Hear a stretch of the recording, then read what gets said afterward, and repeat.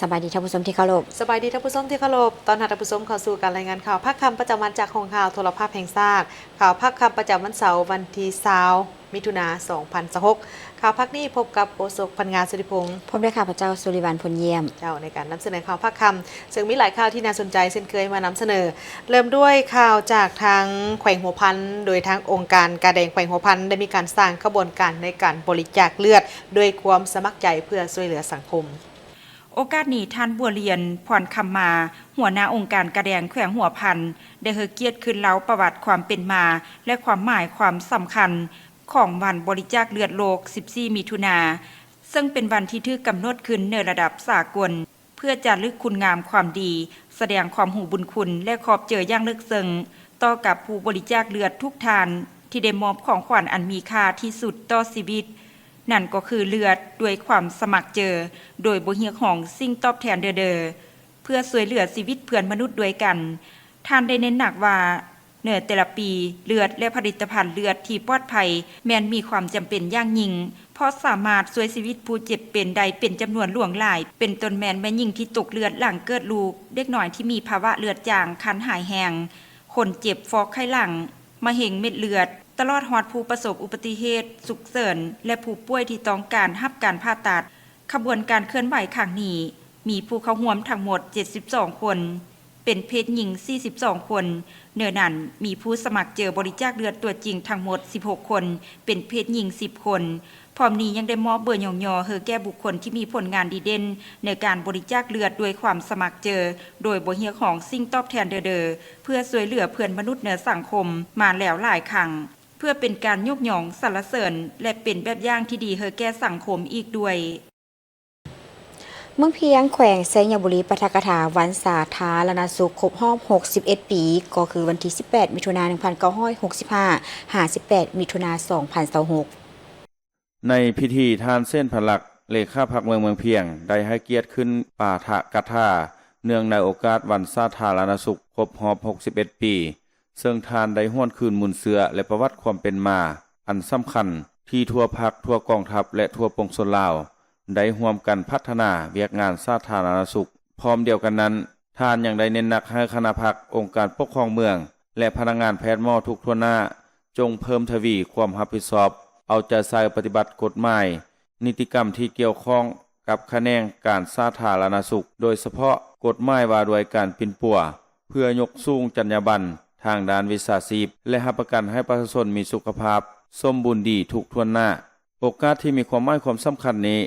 ยังได้มอบของขวัญให้แก่ประธานและพนักงานอดีตการนำห้องการสาธารณสุขเพื่อแสดงถึงความหูบุญคุณและยองย่อสรรเสริญผลงานในอดีตที่ได้อุทิศตนในแขนงการแพทย์ในระยะผ่านมา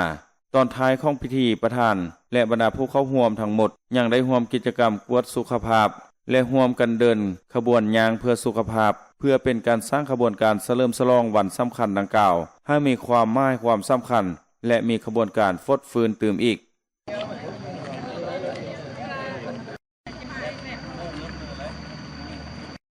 ของน้อยๆนะกองไงก็นึงเด้อเป็นคนบัวจับปลายผมเนาะจับปลายโคตรให้ดูประธานปตชนแขวงหลวงพระบางได้ลุกเผยแพร่ผลสำเร็จกองประชุมและรับฟังคำเสนอของปตชนโอกาสนี้ท่านสุขดวันพันจักทันกรรมการพรรคแฝงเลขาบริหารงานพรรคหัวหน้าคณะสมาชิกสภาประชาชนแฝงประจำเขตเลือกตั้งเมืองเสียเงินได้รายงานว่าการจัดตั้งปฏิบัติเวียกงานฮอบดาน6เดือนต้นปีและทิศทาง6เดือนท้ายปี2026ของเมืองเสียเงินคณะบริหารงานพรรคเมืองได้เอาใจใส่ชี้นำพาจัดตั้งปฏิบัติมติกองประชุมใหญ่ครั้งที่7ขององค์คณะพรรคเมืองยกสูงความสามารถนำพาขององค์คณะพรรคพัฒนากสิกรรมติดผ่านกับการท่องเที่ยวบืนตัวขึ้นกลุ่มตนเองทางด้านงบประมาณสู้สนกาวขึ้นเป็นเมืองเข้มแข็งหอบดานทั่วเมืองมีบ้านทั้งหมด49บ้านพลเมือง 34,323 คนหญิง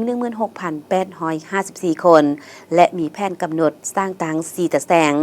พร้อมนั้นทานใดมีคำเสนอให้การนำแฝงสวยสุขอยู่บัญหาให้ขั้นเถิงสวยพักดันให้ผู้ประกอบการที่เข้ามาลงทุนอยู่ภายในเมืองเกี่ยวกับการก่อสร้างพื้นฐานโครงรางให้ได้รับการจัดตั้งปฏิบัติโดยไวเป็นต้นโครงการปรับปรุงและก่อสร้างเส้นทางเลขที่13เหนือระยะทางแต่3แยกบ้านกุกงิวหา3แยกบ้านปากแวดหาสามัคคีไซโครงการก่อสร้างและปรับปรุงเส้นทางแต่บ้านเสียงเงินเข้าหาบ้านดอนโมที่ผ่านมาแม่นได้รับการประมูลสำเร็จแล้วแต่ยังบ่ทันได้รับการจัดตั้งปฏิบัติโครงการก่อสร้างตาข่ายไฟฟ้า22กิโลโวลต์และติดตั้งหม้อแปลงเข้าบ้านห้วยฝายแก่ยาวมาเป็นเวลา2ปีกว่าแล้วและเสนอขั้นเถิงสวยประสานกับภาคส่วนเกี่ยวข้องลงติดตั้งเสาสัญญาณโทรศัพท์ให้กับบรรดาบ้านที่ยังบ่ทันมีสัญญาณจำนวน9บ้านโดยการเคลื่อนไหวครั้งนี้บรรดาพนักงานของแปลงได้ผัดเปลี่ยนกันขึ้นมีคำเห็นอธิบายชี้แจงเผยแพร่ข้อห้ามข้องแจ้งการต่อกับเวียกงานวิสาเฉพาะของแต่ละแผนกงานให้กับผู้เข้าร่วมได้รับรู้เข้าใจโอกาสนี้ท่านบุญเรืองมณีวงศ์ได้กล่าวขอบใจที่ผู้มีสิทธิ์เลือกตั้งเลือกเอาสมาชิกสุดนี้เป็นตัวแทนของตนเข้าในเวียกงานสภาที่เป็นตัวแทนปกป้องสิทธิ์และเผยแพร่เนื้อหาผลสำเร็จกองประชุมครั้งปฐมฤกษ์ของสภาแห่งชาติสุดที่10และสภาประชาชนแขวงสุดที่5พร้อมทางเปิดโอกาสให้ผู้เข้าร่วมมีคำเห็นคำเสนอต่อกับปัญหาปรากฏการณ์ย่อท้อข้อสะดวกข้อยุ่งยากที่ติดพันกับการดำรงชีวิตของประชาชนเพื่อนำเสนอต่อขั้นเทิงและประสานส้มทบกับคะแนนการที่เกี่ยวข้องค้นคว้าพิจารณาแก้ไขตามความเหมาะสมและถูกต้องตามระเบียบการแขวงคำมวนได้จัดกองประชุมคณะกรรมการอำนวยความสะดวกด้านการค้าและการขนส่งขันแขวงจุดประสงค์ในการดำเนินกองประชุมแม่นเพื่อสรุปติราคาคืนผลการจะตั้งปฏิบัติเวียกอำนวยความสะดวกทางด้านการค้าประจำปี 2025และ6เดือนต้นปี 2026พร้อมทางกำหนดทิศทางแผนการใน6เดือนท้ายปี 2026และได้รับฟังการผ่านข้อตกลงเกี่ยวกับการจะตั้งเคลื่อนไหวของคณะกรรมการอำนวยความสะดวกด้านการค้าและขนส่งขันแขวงในปี 2025ผ่านมาการจะตั้งปฏิบัติคำสั่งเลขที่ 12/นย.เกี่ยวกับการกวดกาตามเส้นทางพบว่าทั่วแขวงมีจุดกวดกาทั้งหมด17จุดและในปี 2026ได้เพิ่มอีก1จุดเป็น18จุดส่วนเวียกงานด้านการขนส่งได้ออกใบอนุญาตแล่นรถ936คันออกใบดำเนินธุรกิจขนส่ง58บริษัทออกใบอนุญาตผ่านแดน2,759 หัวและออกปึ้มติดตามแล่นรถ723หัวนอกนั้นยังได้ร่วมกองประชุมทางไกลกับกระทรวงและประสานสมทบแก้ไขปัญหาการขนส่งข้ามแดนอย่างต่อเนื่องสำหรับ6เดือนต้นปี 2026คณะกรรมการได้จัดหลายกิจกรรมสำคัญทางได้ประชุมปรึกษาหารือเกี่ยวกับการจัดตั้งจุดกวดกาตามเส้นทางการพันขยายแผนดำเนินงานอำนวยความสะดวกทางด้านการค้าและขนส่ง 2025-2030 การแก้ไขปัญหาอุปสรรคในขั้นตอนการส่งออกและการปรับปรุงกลไกการประสานงานกับภาคส่วนต่างๆสำหรับแผนเวียกใน6เดือนท้ายปี 2026แม่นจะสุ่มใส่การสั่งรวมและแก้ไขปัญหาที่เกิดขึ้นตัวจริงปรับปรุงนโยบายและนิติกรรมให้ทันสมัยสืบต่อเผยแพร่กฎหมายและข้อกำหนดต่างๆให้แก่ผู้ประกอบการพร้อมทางปรับปรุงโครงสร้างพื้นฐานเส้นการซ่อมแปลงปลายและเครื่องหมายจราจรรวมทั้งการสร้างจุดพักรถขนส่งอย่างน้อย1จุดตามเส้นทางหลวงเลขที่12เพื่อรองรับการขนส่งและยกสูงประสิทธิผลการอำนวยความสะดวกด้านการค้าและขนส่งในแขวงขมวนให้ดีขึ้นหัวหน้าสถาบันการเมืองและการปกครองแห่งชาติได้ลงไปเคลื่อนไหวเยี่ยมยามและเฮ็ดเวียกอยู่ที่แขวงเซกองท่านแสงรัตตีล้อมยเดชได้รายงานเกี่ยวกับการจัดตั้งเคลื่อนไหวของโรงเรียนการเมืองและการปกครองแขวงเซกองซึ่งมีคณะโรงเรียน3ฐานมีกงจักรสวยเวียก4คะแนนการมีพนักงานราชการ29ฐานหญิง11ฐานเป็นครูสอน20ฐานหญิง6ฐาน ในระยะผ่านมาคณะภาคแม่นซุ่มใส่กันบำรุงสร้างและก่อสร้างสมาชิกภาคพนักงานนำพาคุ้มครองของบรรดาแผนกการอมข้างแขวงและ4ตัวเมือง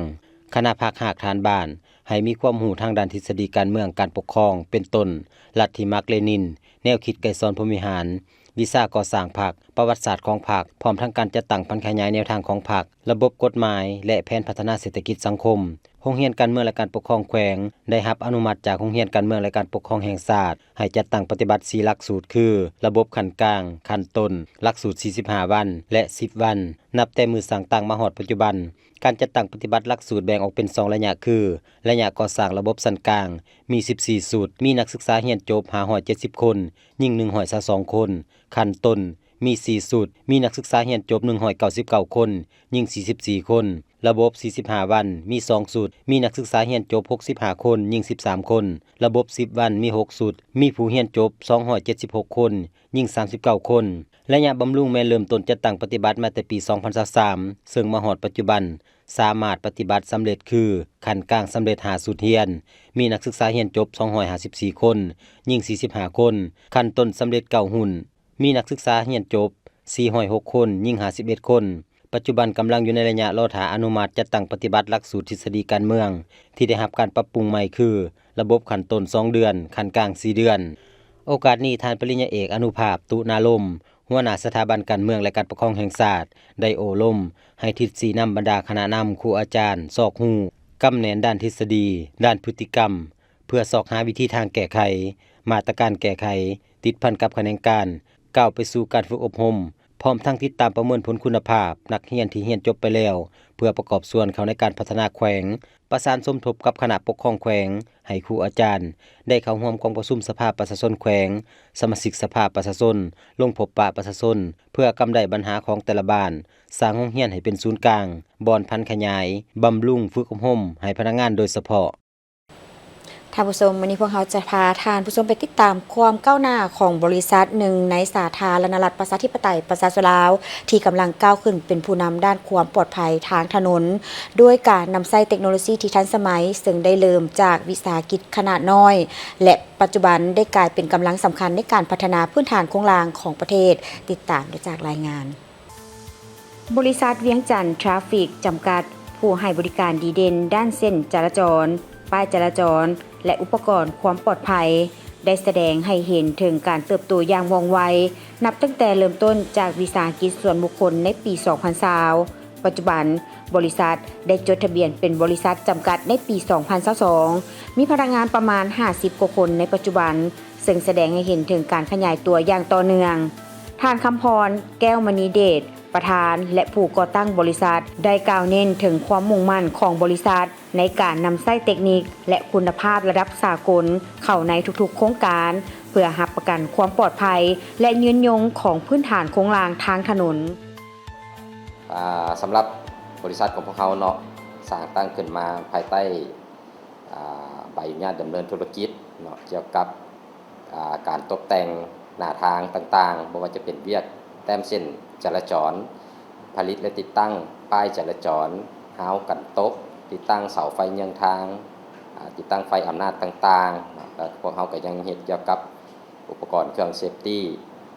จำหน่ายเครื่องเซฟตี้เมียงต่างๆแล้วก็พร้อมทั้งให้บริการเรื่องป้ายโฆษณาเป็นสื่อสิ่งพิมพ์ป้ายโฆษณาในรูปแบบต่างๆที่พวกเขาดำเนินงานการตีเส้นจราจรการผลิตป้ายจราจรหรือสิ่งอื่นๆเนาะพวกเขาคำนึงที่สุดถึงเรื่องมาตรฐานความเป็นมืออาชีพมาตรฐานที่เทียบเท่าระดับสากลเนาะซึ่งพวกเขาคำนึงถึงตัวนี้เป็นหลักเวียกงานแต้มเส้นนี่พวกเขามีการรับประกันเรื่องคุณภาพต่างๆตั้งแต่5 ปีถึง10 ปีขึ้นเมื่อในการผลิตและติดตั้งบริษัทเวียงจันทร์ทราฟฟิกจำกัดได้รับผิดชอบโครงการใหญ่ของรัฐหลายโครงการเส้นทางเลข13เหนือโครงการรถเมล์ด่วน BRT ถนนไกรสอนพรหมวิหารและเส้นทาง R11 จากเมืองสังทองไปหาเมืองมื่นโดยได้เน้นหนักถึงความสำคัญของมาตรฐานเทคนิคและคุณภาพระดับสากลในทุกๆโครงการ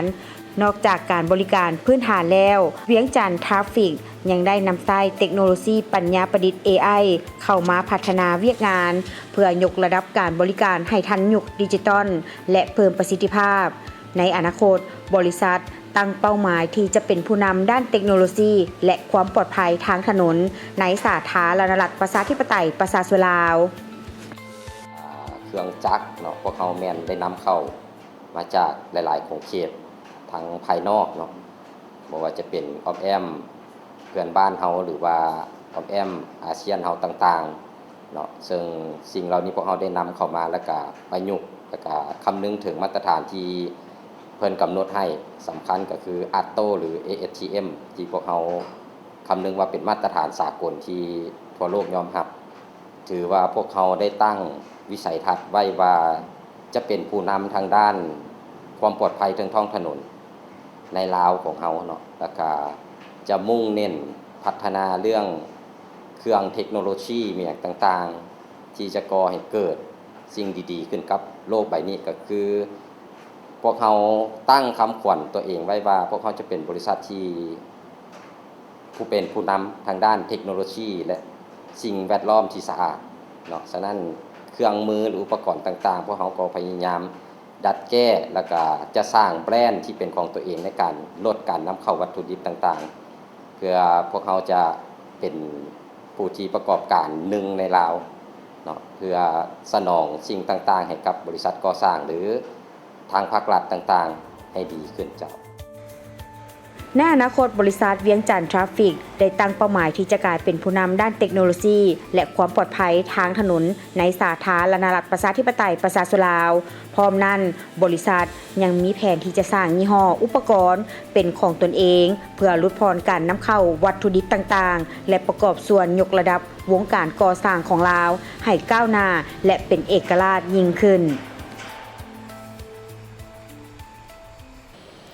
สถาบันการต่างประเทศกระทรวงการต่างประเทศและสถานเอกอัครราชทูตออสเตรเลียประจำสาธารณรัฐประชาธิปไตยประชาชนลาวได้ร่วมกันจัดกองประชุมสัมมนาวิชาการภายใต้หัวข้อลาวออสเตรเลียว่าด้วยการร่วมมือหลายฝ่ายท่ามกลางความบ่แน่นอนทางด้านยุทธศาสตร์เพื่อหัดแน่นการร่วมมือทางด้านวิชาการของเครือข่ายคลังปัญญาของทั้งสองประเทศ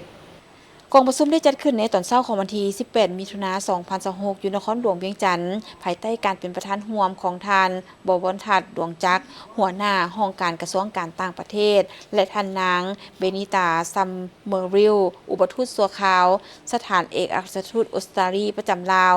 กองประชุมครั้งนี้ได้สุมใส่การแลกเปลี่ยนความคิดความเห็นและปรึกษาหารือกันเกี่ยวกับทัศนะของนักวิชาการลาวและออสเตรเลียเกี่ยวกับกลไกการร่วมมือแบบหลายฝ่ายในระยะที่สภาพการสากลมีความผันแปรมีความบ่แน่นอนทางด้านยุทธศาสตร์และคาดคะเนได้ยากตั้งหน้าฝ่ายออสเตรเลียแม่นทันศาสตราจารย์กิติมศักดิ์ไคไรเทเยอร์จากมหาวิทยาลัยแคนเบอร์ราและทานผู้ช่วยศาสตราจารย์ซูทอมสันจากมหาวิทยาลัยแห่งชาติออสเตรเลียได้นำเสนอบทบาทและการเคลื่อนไหวในขอบการร่วมมือแบบหลายฝ่ายของออสเตรเลียเช่นขอบสหประชาชาติขอบการร่วมมืออินโดแปซิฟิกและอื่นเพื่อประกอบส่วนให้แก่ความมั่นคงและเสถียรภาพของภาคพื้นนอกจากนี้ยังได้ชี้ให้เห็นถึงความสำคัญและบทบาทของออสเตรเลียต่ออาเซียนโดยนับตั้งแต่ปี1974เป็นต้นมาอาเซียนได้กลายเป็นคู่ร่วมมือที่มีความสำคัญต่อออสเตรเลียมีการยกระดับการพัวพันกลายเป็นคู่ร่วมยุทธศาสตร์รอบด้านและขยายการร่วมมืออย่างกว้างขวางและต่อเนื่องบนพื้นฐานการสนับสนุนความเป็นแกนกลางของอาเซียนกองประชุมยังได้รับฟังการบรรยายจากท่านวัตถุนิยมดวงมาลาหัวหน้าสถาบันการต่างประเทศที่ได้เน้นให้เห็นถึงความหมายความสำคัญและการเป็นคู่ร่วมมือยุทธศาสตร์ระหว่างลาวและออสเตรเลียที่มีมูลเชื่อยาวนานสองฝ่ายได้มีการร่วมมือกันในหลายของเขตและสนับสนุนซึ่งกันและกันในวิธีภาคพื้นและสากล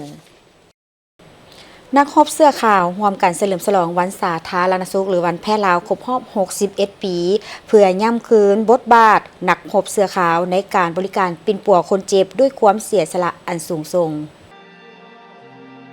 เพื่อระลึกถึงวันสาธารณสุขหรือวันแพทย์ลาวครบรอบ61 ปี 18 มิถุนายน 1965 ถึง 18 มิถุนายน 2026 กระทรวงสาธารณสุขได้จัดพิธีเฉลิมฉลองอย่างสมเกียรติที่นครหลวงมิจันทร์ในพิธีท่านนางใบคำคัทยะรัฐมนตรีกระทรวงสาธารณสุขได้แสดงความเคารพและระลึกถึงบุญคุณของบรรดาแพทย์หมอพยาบาลและบุคลากรสาธารณสุขที่ได้เสียสละชีวิตเพื่อภารกิจปิ่นปัวประชาชนพร้อมทั้งนำพาผู้เข้าร่วมยืนก้มหัวไว้อาลัย5 วินาที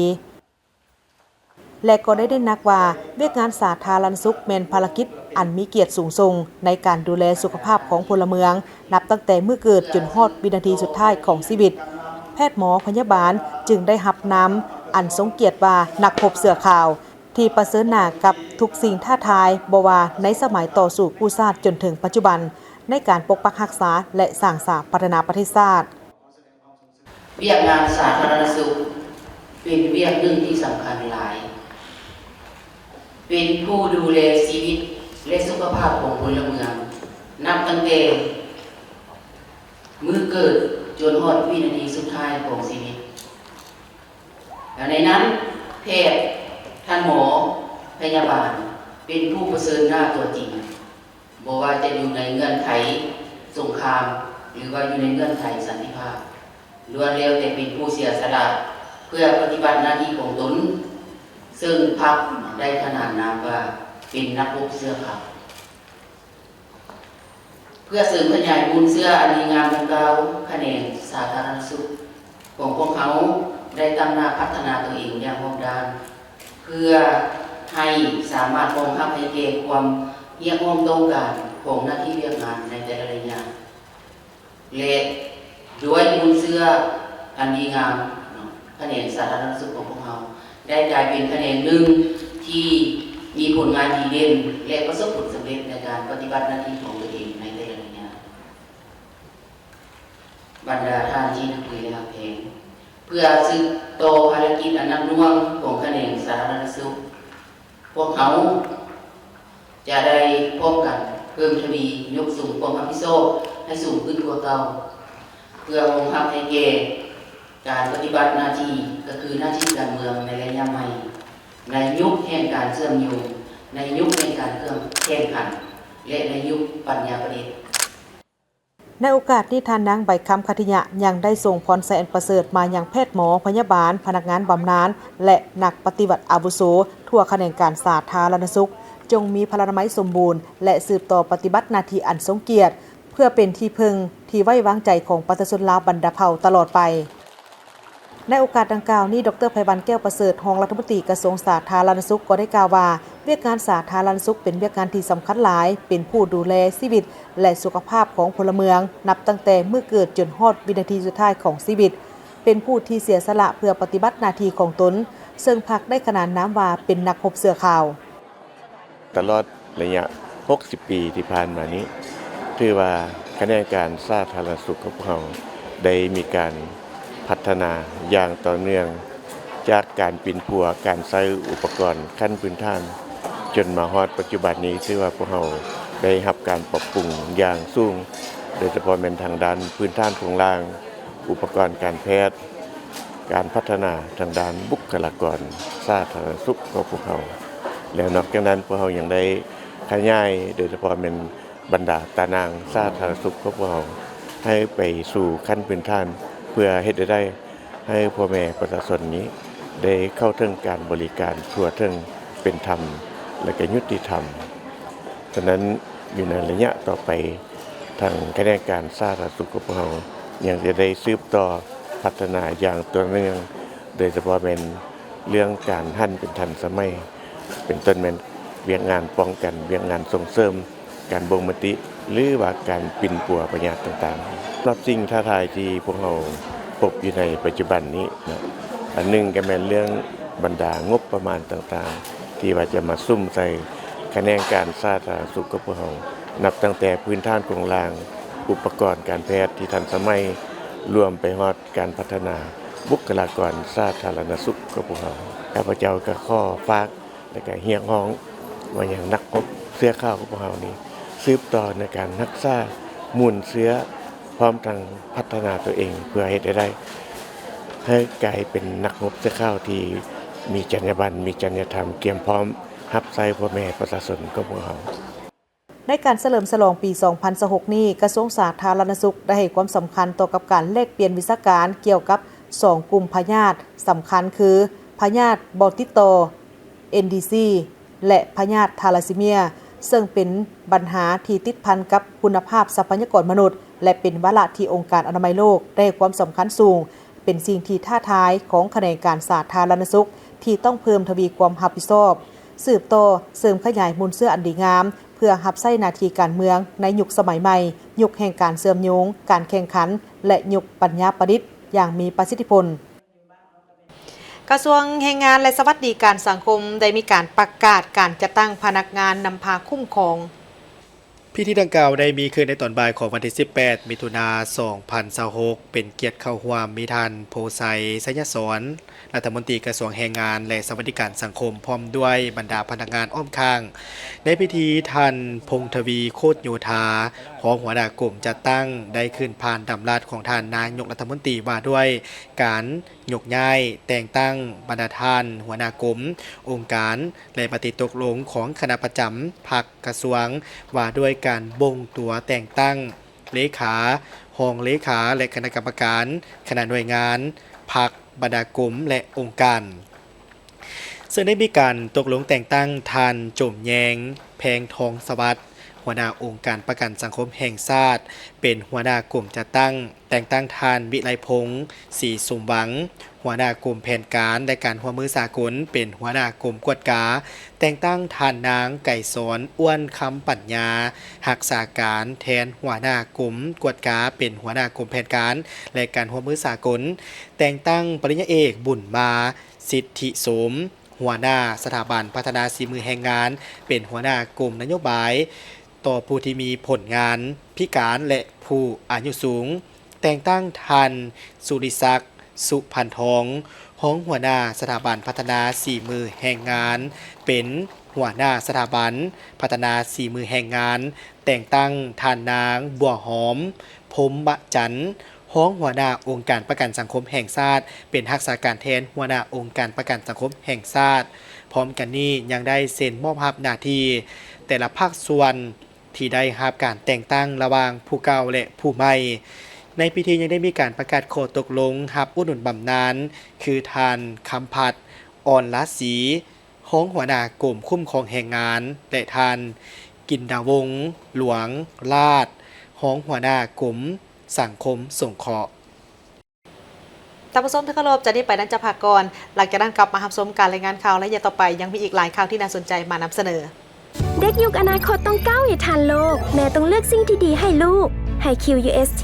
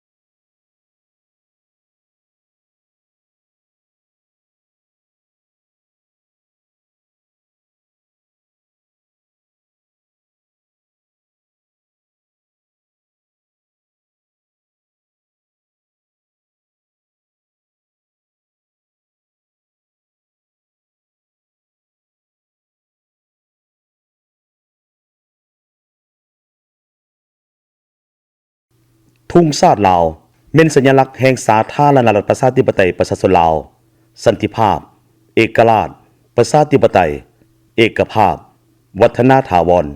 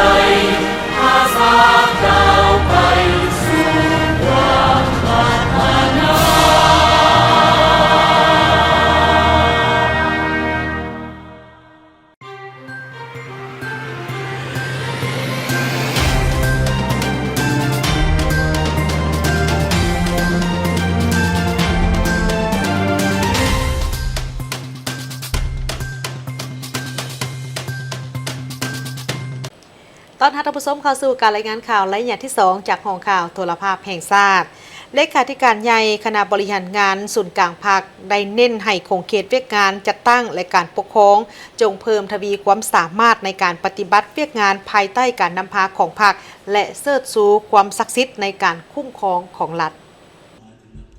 ในวันที่ 19 มิถุนายน 2026 นี้สหายทองรุ่นศรีสุริตเลขาธิการใหญ่คณะบริหารงานศูนย์กลางภาคประธานประเทศได้ให้เกียรติโอ้ล้มต่อกองประชุมเวียกงานจัดตั้งทั่วประเทศครั้งที่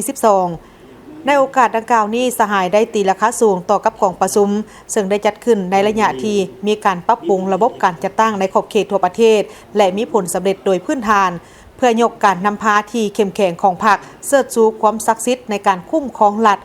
ก้าวเดินสู่จุดหมายที่กำหนดไว้และเพื่อสืบต่อปฏิบัติเวียกงานให้มีผลสำเร็จใหญ่หลวงกว่าเก่าสหายได้เน้นนักให้เอาใจใส่ในการยกสูงความรับผิดชอบในการปฏิบัติหน้าที่การเมืองของพรรคโดยเฉพาะให้ยกสูงคุณภาพเวียกงานก่อสร้างพรรคกลไกการประสานงานการปรับปรุงกงจักการจัดตั้งเวียกงานบุคลากรให้มีความทันสมัยข้าพเจ้าขอเน้นบางอันตึงว่าในหาปีที่ผ่านมาเวียกงานจัดตั้งได้รับการปรับปรุงและได้ยกสูงคุณภาพของเวียกงานปรับปรุงก่อสร้างพรรค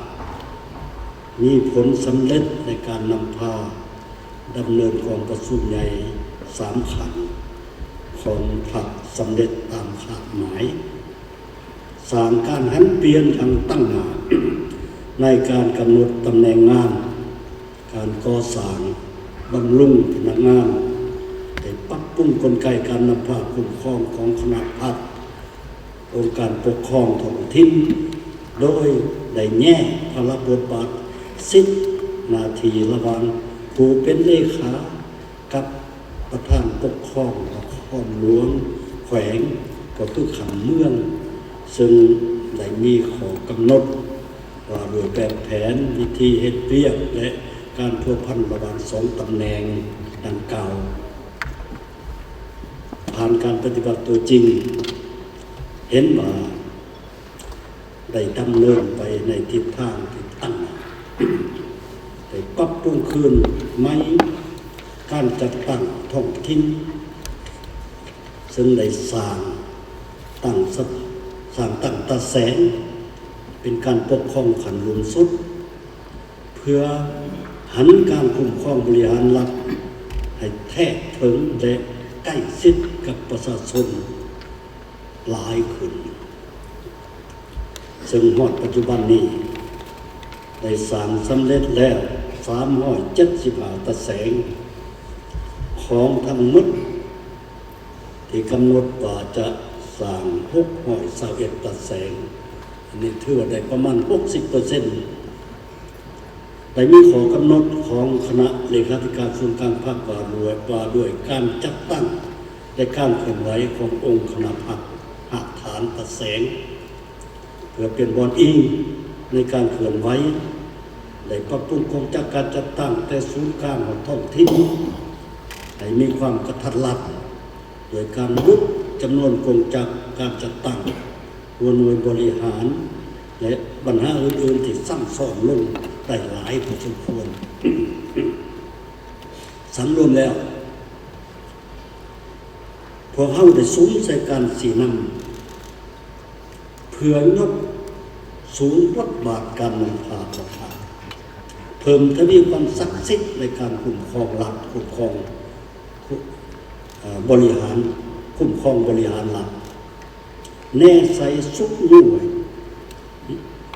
ภารกิจปฏิวัติก็คือการบูรณะระบอบประชาธิปไตยประชาชนให้นักแน่นและสร้างท่วงทาก้าวเดินสู่จุดหมายที่วางไว้ บรรดาผลสำเร็จดังกล่าวแม่นย้อนความเอาใจใส่ความบุกบืนของสู่ส้นของคณะจัดตั้งศูนย์กลางพรรคคณะพรรคแต่ละขันโดยเฉพาะแม่นผู้เทศ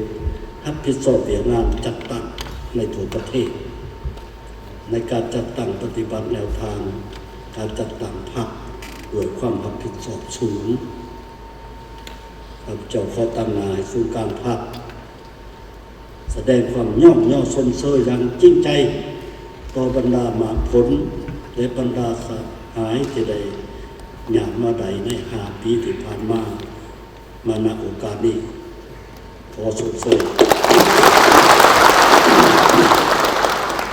พร้อมนี้สหายเลขาธิการใหญ่คณะบริหารงานศูนย์กลางภาคประธานประเทศก็ยังได้เน้นให้เอาใจใส่การจัดตั้งปฏิบัติเวียกงานตาแสงเพื่อหันการคุ้มครองบริหารรัฐให้แท้ถึงและใกล้ชิดประชาชนหลายขึ้นและให้ระบบการจัดตั้งมีความกระทัดรัดสุ่มใส่ยกสูงบทบาทการนำพาของพรรคเพิ่มทวีความศักดิ์สิทธิ์ในการคุ้มครองรัฐแนใส่สุขยู่ภารกิจปฏิบัติก็คือบูรณะระบบประชาธิปไตยให้นักแน่นและเข้มแข็งท่านผู้ชมในปัจจุบันในขอบเขตทั่วประเทศได้สำเร็จการประกาศการสร้างตั้งตาแสงแล้วเกือบ400ตาแสงรวมเอา109เมืองในนครหลวงวิจิตรและ16แขวงเท่ากับ60ส่วนห้อยของแผนการที่ได้กำหนดไว้กองประชุมเวียกงานจัดตั้งทั่วประเทศครั้งที่12ทานวิเลวัลบุตรคำรองหัวหน้าคณะจัดตั้งศูนย์กลางพรรคได้รายงานเกี่ยวกับสภาพการสร้างตั้งตาแสงซึ่งทานได้ฮู้ว่าอิงตามข้อตกลงของท่านนายกรัฐมนตรีได้กำหนดให้มี640ตาแสงในขอบเขตทั่วประเทศผ่านการค้นคว้าและรับรองตัวจริงขององค์การปกครองท้องถิ่นในเบื้องต้นมีทั้งหมด617ตาแสงต่อมาแขวงหลวงพระบางได้กำหนดเพิ่มจาก48เป็น52ตาแสงฉะนั้นจำนวนตาแสงในปัจจุบันนี้มีทั้งหมดแม่น621ตาแสงในขอบเขตทั่วประเทศได้สำเร็จการประกาศสั่งตั้งไปแล้ว375ตาแสงหรือประมาณ60ส่วนห้อยรวมเอา109เมืองในนครหลวงวิจิตรและ16แขวงโดยเฉลี่ยเมืองหนึ่งแม่นมี4ตาแสงเมืองที่มีจำนวนตาแสงน้อยที่สุดแม่น2ตาแสงมีเมืองธงมีไซแขวงสิงห์บุรีเมืองเวียงคำเมืองแก้วอุดมแขวงเวียงจันทร์เมืองหลองแจ้งและเมืองห่มแขวงไซสมบูรณ์เมืองที่มีจำนวนตาแสงหลายที่สุดแม่น7ตาแสงคือเมืองซ้ำเหนือแขวงหัวพันและเมืองเซโปนแขวงสวรรณเขตเฉลี่ยแล้วตาแสง11บ้านมีประมาณประชากร 10,000 กว่าคนต่อตาแสงคณะจัดตั้งศูนย์กลางพรรคสืบต่อสมทบกับภาคส่วนเกี่ยวข้องของรัฐบาลเพื่อหาข้อตกลงว่าด้วยการจัดตั้งและการเคลื่อนไหวของตาแสงเพื่อเป็นบอนอิงให้ท้องถิ่นในการออกข้อตกลงตามขอบเขตสิทธิของตนที่ได้กำหนดไว้สมทบกับกระทรวงป้องกันความสงบเพื่อคนขั้วเกี่ยวกับกำลังป้องกันความสงบตาแสงให้สอดคล้องกับที่ตั้งพระบทบาทสิทธิและหน้าที่ของคณะกรรมการปกครองตาแสงสมทบกับกระทรวงการเงินคนขั้วเกี่ยวกับเงินอุดหนุนพนักงานสวยเวียกตาแสงที่บ่แม่นรัฐกรและเงินอุดหนุนหน่วยภาคบ้าน สืบต่อลงสู่โยกติดตามและแนะนำองค์การปกครองท้องถิ่นในการค้นคว้ากะเทียมสร้างตั้งตาแสงในทุกเขตทั่วประเทศและสู้สนประกาศสร้างตั้งตาแสงให้สำเร็จทั้งหมด621ตาแสงภายในการปี 2027 ติดตามประเมินผลการเคลื่อนไหวของตาแสงที่ได้เคลื่อนไหวแล้วการเคลื่อนไหวของตาแสงที่ได้เคลื่อนไหวแล้วเส้นตาแสงสร้างมีไซอยู่นครเวียงจันทร์ตาแสงอยู่แขวงไซสมบูรณ์แขวงคำมวนและแขวงจำปาสักติดตามถอนตาประทับของบ้านที่เป็นการจัดตั้งชุมชนสรุปรายงานขอทิศสีน้ำจากกันถึงเพื่อทราบและให้ทิศสีน้ำ โอกาสนี้ท่านศิริราชทงศิลป์ทองเพ็งประธานคณะกรรมการปกครองนครหลวงเวียงจันทร์ก็ได้รายงานเกี่ยวกับการจัดตั้งและเคลื่อนไหวของตาแสงสร้างมีไซซึ่งเป็นหนึ่งในจำนวน375ตาแสงที่ได้ประกาศไปแล้วตาแสงสร้างมีไซมี24บ้านมีประชากรทั้งหมดเกือบ 40,000 คนสำนักงานตั้งอยู่บ้านนางงมใหม่เมืองเศรษฐนีซึ่งได้นำไส้ตาประทับตาแสงเคลื่อนไหวเซ็นยั่งยืนเอกสารต่างๆให้ประชาชนแทนองค์การปกครองบ้านในเมื่อก่อนทิศทางในต่อหน้าอาจจะว่าจะได้สืบต่อปรับปรุงการจัดตั้งของตาแสงเพื่อให้สอดคล้องกับข้อกำหนดของคณะเลขาธิการส่วนกลางภาคฉบับเลขที่02และคณะพาข้าเจ้าจัดตั้งกองประชุมคณะภาคฐานในสำเร็จสืบต่อจัดสุขภพการนำใช้ระบบอิเล็กทรอนิกส์อ่านเป็นทันสมัยว่องไวรับประกันความยืนยงและความโปร่งใสในการบริการประชาชน 3. สืบต่อสุขยูนำพาการจัดตั้งปฏิบัติแผนพัฒนาเศรษฐกิจสังคมของตาแสงสร้างมีไซต์ที่ได้กำหนดใน5 เวียกจุด71โครงการนั้นให้บรรลุตามคาดหมายสืบต่อยุ่งแหงตาแสงสร้างมีไซต์เกี่ยวกับการออกข้อตกลงการเคลื่อนไหวของบ้าน24บ้านที่กึ่งกับตาแสงให้ไปตามอาราบทบาทหรือ10 นาทีที่ได้กำหนดในนิติกรรมให้สำเร็จแล้วก็จะได้จัดกองประชุมสรุปถอดบทเรียนเพื่อเป็นบทอีกให้แก่ตาแสงที่ยังเหลือที่พวกเขาจะสร้างประกาศสร้างตั้งให้สำเร็จครบ33ตาแสงอยู่ในเดือน8นี้ให้สำเร็จวันกำหนดสำหรับ270ตาแสงที่ยังบ่ทันได้มีการประกาศแม้นมีพนักงานตาแสงเข้าประจำการเคลื่อนไหวเพื่อกักเกี่ยมความพร้อมด้านต่างๆเป็นต้นแม่นการซ่อมแปลงอาคารสถานที่เฮ็ดเวียกกักเกี่ยมวัตถุอุปกรณ์รับใช้ลงเคลื่อนไหวเฮ็ดเวียกการเมืองแนวคิดอยู่บ้านและอื่นๆกระทรวงการต่างประเทศได้จัดกองประชุมคณะกรรมการคุ้มครองแห่งชาติเพื่อแก้ไขปัญหาระเบิดที่บ่ทันแตกที่ยังตกค้างอยู่สาธารณรัฐประชาธิปไตยประชาชนลาวและกองประชุมคณะชี้นำโครงการร่วมมือกับองค์การสหประชาชาติเพื่อการพัฒนา UNDP ครั้งที่1ประจำปี 2026โดยภายใต้การเป็นประธานของท่านอนุภาพวงศ์นัวแก้วรองรัฐมนตรีกระทรวงการต่างประเทศรองประธานผู้ประจำการคณะกรรมการคุ้มครองแห่งชาติเพื่อแก้ไขปัญหาระเบิดที่บ่ทันแตกที่ยังตกค้างอยู่ลาวและท่านนางมาร์ตินเทเลอร์ผู้ต่างหน้าองค์การ UNDP ประจำลาวโดยมีผู้เข้าร่วมจากทางบรรดาประธานและรองประธานคณะกรรมการปกครองแขวงรองรัฐมนตรีกระทรวงที่เกี่ยวข้องบรรดาทูตทูตผู้ให้ทุนและผู้ร่วมพัฒนาทั้ง2กองประชุมนี้ได้มีการตีราคาคืนถึงการจัดตั้งปฏิบัติเวียกงานการเก็บกู้ระเบิดที่บ่ทันแตกที่ยังตกค้างอยู่สาธารณรัฐประชาธิปไตยประชาชนลาวประจำ6 เดือนต้นปีและการกำหนดทิศทางสำหรับแผนการใน6 เดือนท้ายปี 2026นี้โดยได้ยกให้เห็นถึงสภาพการรวมและการร่วมมือกับทางภาคส่วนต่างๆการคุ้มครององค์การปฏิบัติงานเพื่อมนุษยธรรมและบริษัทกวดกู้ระเบิดที่บ่ทันแตกภาคเอกชนความคืบหน้าที่พ้นเด่นบรรดาข้อคงค้างในการจัดตั้งปฏิบัติเวียกงานคุ้มครองและแก้ไขปัญหาระเบิดที่บ่ทันแตกที่ยังตกค้าง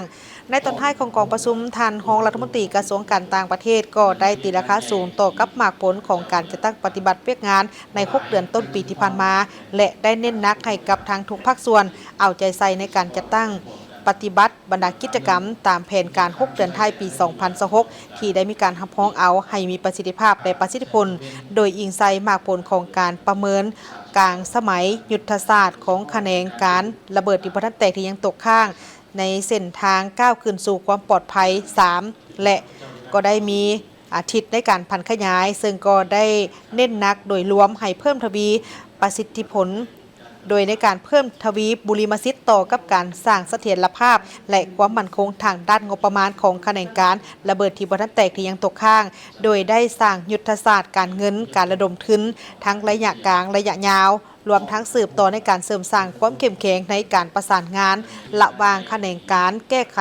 ปัญหาระเบิดที่ยังบ่ทันแตกที่ยังตกค้างอยู่ลาวกับแขนงการพัฒนาอื่นๆรวมทั้งกลไกการรับมือกับความยืนยงและการนำใช้งบประมาณให้เกิดประโยชน์สูงสุดนอกจากนั้นทานก็ยังได้ย้ำคืนว่าการเป็นประธานกองประชุมทบทวนสนธิสัญญาว่าด้วยการเกิดห้ามระเบิดลูกบาศก์รอบเวียนที่3ครั้งนี้แม่นเป็นเวียกงานบุริมสิทธิ์ของรัฐบาลซึ่งพวกเขามีความภาคภูมิใจและรู้สึกเป็นเกียรติอย่างยิ่งที่วงคณะญาติสากลได้ไว้เนื้อเชื่อใจให้สาธารณรัฐประชาธิปไตยประชาชนลาวเป็นประธานและเป็นเจ้าภาพในการจัดกองประชุมครั้งนี้และก็ได้กล่าวแสดงความขอบใจอย่างจริงใจต่อกับผู้ร่วมพัฒนาและประเทศผู้ให้ทุนที่ให้การสนับสนุนในการเป็นประธานกองประชุมครั้งนี้ไปที่กองประชุมแลกเปลี่ยนผลงานการค้นคว้าวิทยาศาสตร์ภาษาวัฒนธรรมและสื่อสารมวลชนและเฉลิมฉลองวันสร้างตั้งคณะอักษรศาสตร์ครบรอบ26ปี2020หา2026พร้อมกันนั้นก็ยังเป็นการสร้างขบวนการเฉลิมฉลองวันสร้างตั้งมหาวิทยาลัยแห่งชาติครบรอบ30ปี5พฤศจิกายน1996หา5พฤศจิกายน2026โดยการเข้าร่วมของศาสตราจารย์ปริญญาเอกเดชานุราชแสนดวงเดชผู้อำนวยการใหญ่ของมหาวิทยาลัยแห่งชาติท่านปริญญาเอกนางทองมาลาโพสีคำหัวหน้าคณะอักษรศาสตร์หัวหน้าคณะวิชาคณะอักษรศาสตร์พร้อมด้วยบรรดาแขกถึกเชิญพนักงานครูอาจารย์และนักศึกษาทั่วคณะอักษรศาสตร์เข้าร่วมศาสตราจารย์ปริญญาเอกเดชานุราชแสนดวงเดชได้กล่าวว่ากิจกรรมนี้ถือเป็นหนึ่งในกิจกรรมที่ปิ่นอ้อมทางด้านวิชาการที่ได้จัดขึ้นเนื่องในโอกาสของวันสร้างตั้งมหาวิทยาลัยแห่งชาติหรือมศครบรอบ30ปีมศมีวิสัยทัศน์ที่กวมเอาเวียกงานของการค้นคว้าวิทยาศาสตร์ที่ว่าสร้างมหาวิทยาลัยแห่งชาติเป็นศูนย์กลางการศึกษาการค้นคว้าวิทยาศาสตร์เทคโนโลยีและนวัตกรรมที่มีคุณภาพและมาตรฐานภาคพื้นและสากลคณะอักษรศาสตร์บ่เพียงแต่เป็นเบ้าล่อนักวิชาการทางด้านภาษาวัฒนธรรมและสื่อสารมวลชนแต่ยังเป็นอีกหนึ่งภาควิชาที่อนุรักษ์และปกปักรักษาภาษาและวัฒนธรรมลาวพร้อมกันนั้นก็ยังได้เน้นหนักให้บรรดาครูอาจารย์ได้เอาใจใส่ใน3ด้านนั่นก็คือดำเนินทางด้านการค้นคว้าอย่างมีคุณภาพการค้นคว้าให้เน้นใส่ไปสู่นวัตกรรมที่เป็นเอกลักษณ์เฉพาะตัวสุกยู่ให้มีการเผยแพร่ผลงานในการค้นคว้าวิทยาศาสตร์อย่างกว้างขวางและแลกเปลี่ยนคำคิดคำเห็นอย่างกงไปกงมาสำหรับหัวข้อและบทค้นคว้าที่นำมาเผยแพร่ในครั้งนี้เป็นประกอบมีหัวข้อการศึกษาลวดลายผ่าแพของชนเผ่าไต่ดำอยู่ที่เมืองน้ำทาแขวงหลวงน้ำทาการเปลี่ยนแปลงวัฒนธรรมสู่ขวัญสาวพวนบ้านพลงาม1เมืองเศรษฐนีนครหลวงวิจันทร์ศึกษาความกังวลของนักศึกษาปีสุดท้ายสาขาภาษาอังกฤษคณะอักษรศาสตร์เกี่ยวกับการซอกหาเบเกตหลังจากการจบการศึกษาสิ่งที่ท้าทายต่อกับรายการโทรภาพของลาวภายใต้บาทภายใต้บทบาทสื่อใหม่และสิ่นของชนเผ่าไต่ดำที่บ้านนาทองของเมืองคำแขวงเสียงขวางการออกแบบวารสารสำหรับวัยหนุ่มเพื่อเป็นแนวทางและยุทธศาสตร์สำหรับการดึงดูดผู้อ่านเนื้อในดีเด่นของกาบก่อนลาวศึกษาปัญหาและสิ่งท้าทายในการสอนผ่านสื่อโดยเฉพาะก็เป็นการสอนผ่านสื่อออนไลน์ของครูอาจารย์คณะอักษรศาสตร์มหาวิทยาลัยแห่งชาติวิถีชีวิตทางด้านวัฒนธรรมของชาวเมืองหาดไซฟงสาธารณรัฐประชาธิปไตยประชาชนลาวและค้ำยืมภาษาเวียดนามในภาษาลาวกรณีศึกษาปึ้มแบบเรียนวิชาภาษาลาวสั้นมัธยมศึกษาและอื่นๆ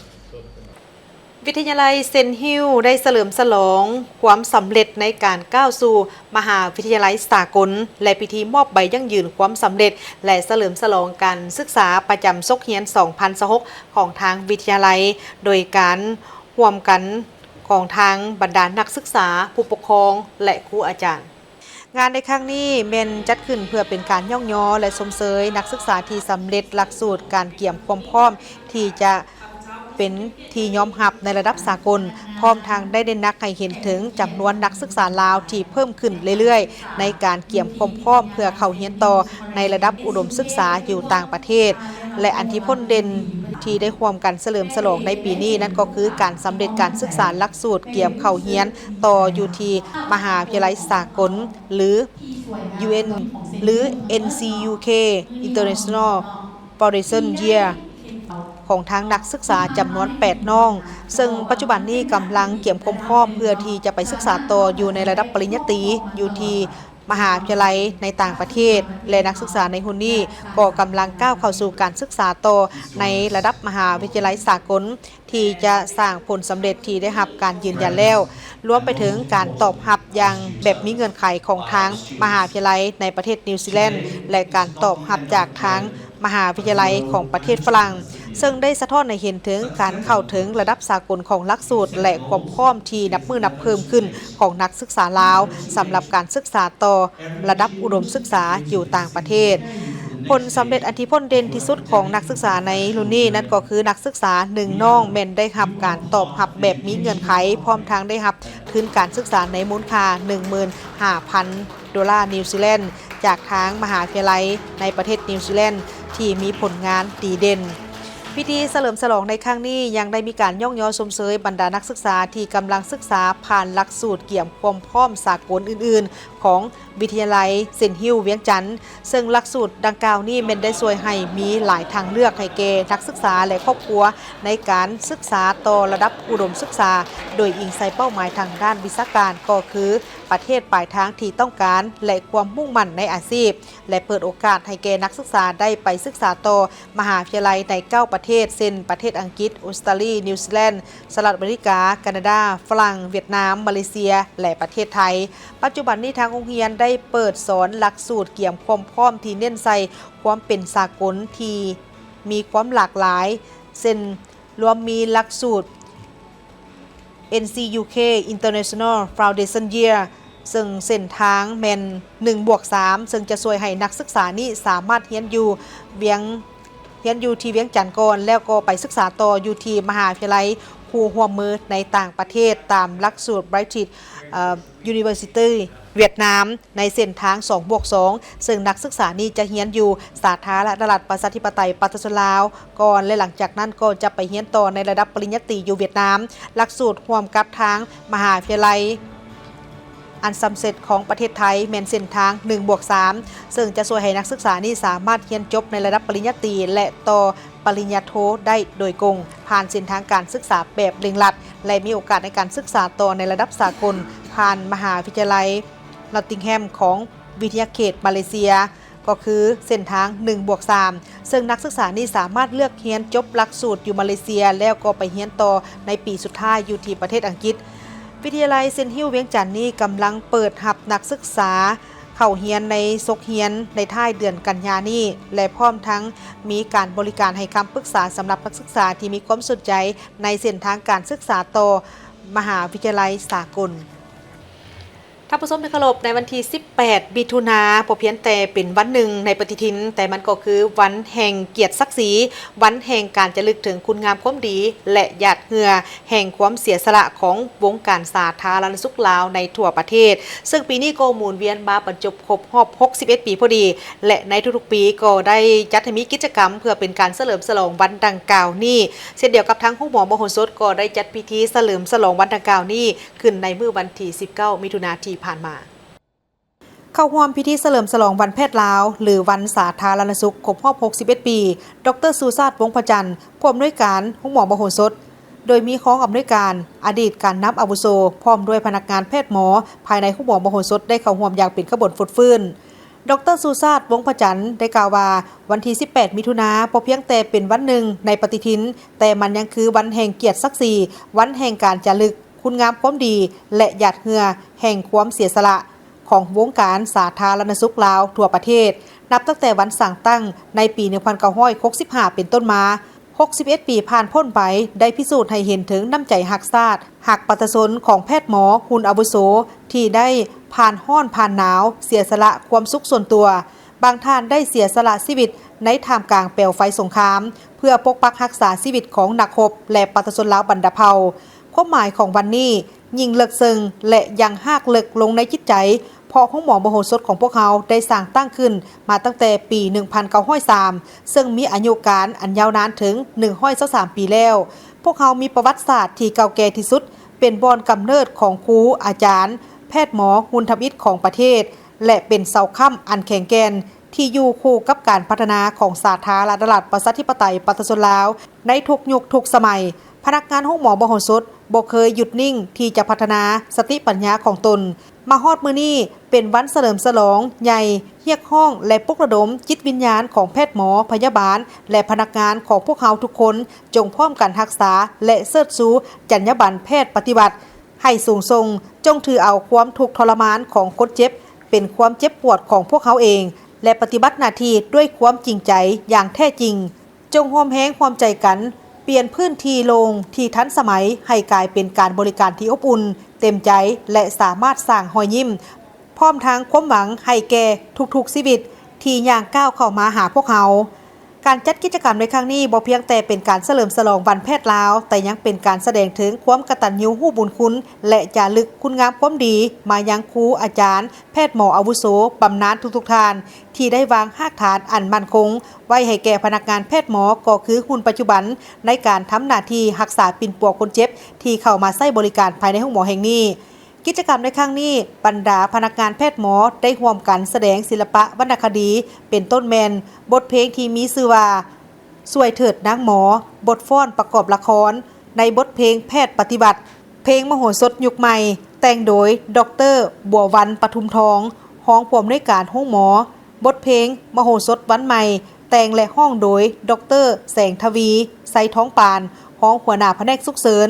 และบทฟ้อนเสียงแค้นแดนจำปาซึ่งทุกการแสดงล้วนแล้วแต่เป็นผลงานการประกอบส่วนของพนักงานแพทย์หมอภายในห้องหมอมโหสถทั้งหมดนี้คือการรายงานข่าวพักคำประจำวันจากห้องข่าวโทรภาพแห่งชาติขอบใจที่บรรทานให้เกียรติติดตามรับชมข่าวแล้วพบกับทีมข่าวได้ใหม่ในการรายงานข่าวภาคต่อไปส่วนข่าวภาคนี้คุณผู้ชมทั้งสองพร้อมกับทีมข่าวพักคำลาท่านผู้ชมไปก่อนสบายดี